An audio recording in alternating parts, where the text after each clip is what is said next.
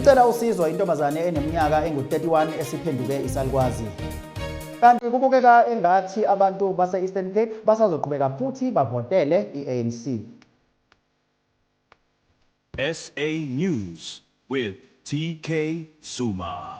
Sinibingelele sinamukele endabeni ze-SA News i-TK Zuma. Sanibonani. Icela usizo intombazane eneminyaka engu-31 esivele yaphenduka isalukwazi. Le ntombazanyana esencane yasemtuba ikhala ngokuthi yalala nomuntu wokuhamba, emva kwalokho yaqala yagula.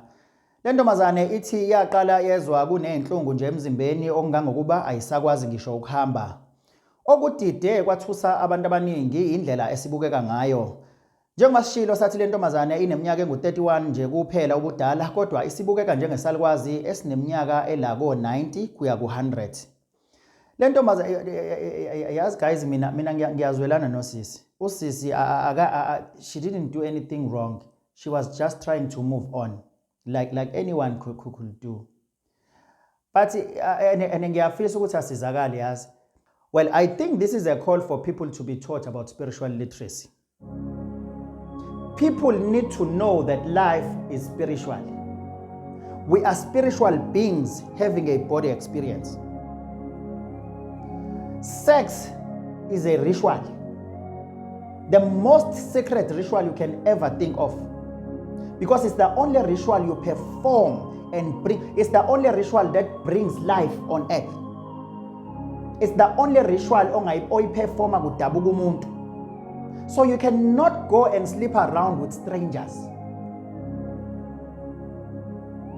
During sexual intercourse, there is a spiritual transaction that takes place.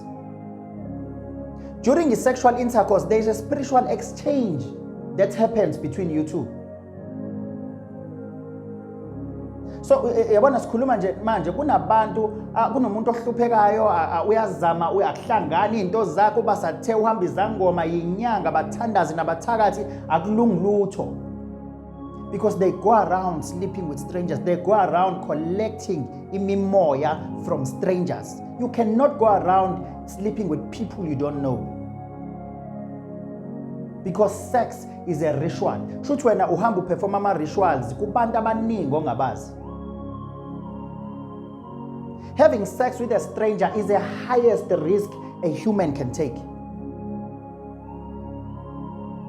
So I think this is a call to people like Zinhle, Sneh, Mbali, Amanda, Sandile, Sbu, Msenti, Mabura, Sandile.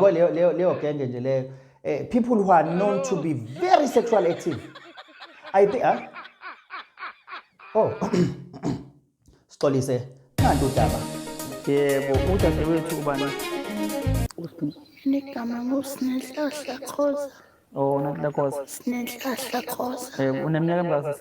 Ina-31. 31 years. Yebo. Okay. Mama, undodakazi wakho? Indodakazi wami ukugcina. Yebo, kwenzakalani ma?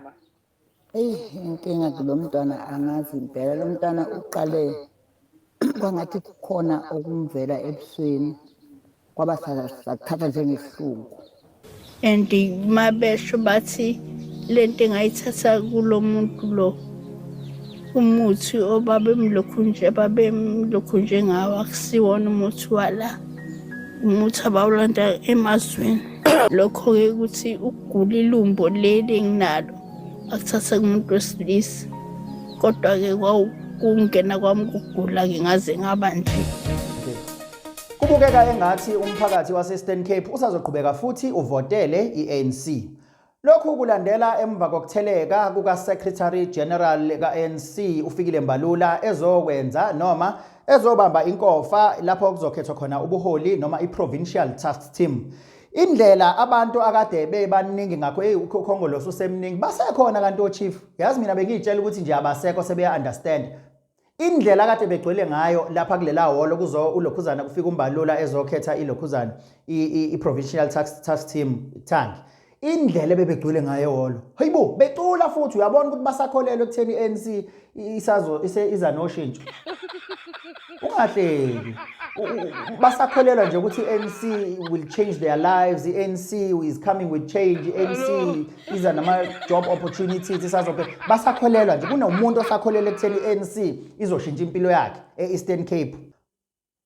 Kushuthi nje i-cutting edge sisazoqhubeka nje silokhu sibabona nje kwi-cutting edge belokhu bethi simsasaze sithi ikaka, siphefumula ikaka, nansi ikaka siyayibona, sihlala nekaka kushuthi basazoqhubeka nje bakhi ikaka-ke kushuthi ngoba phela kusobala ukuthi abezwa hayi bonke kodwa nje iningi labo abezwa. Sixolise nanti udaba.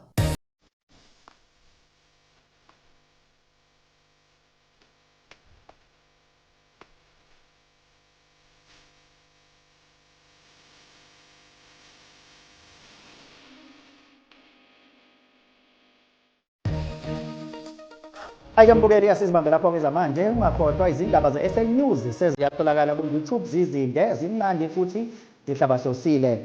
Ngena kule link ephezulu kwi-bio uyosubscribe masinyane ukuze uzithole zishisa.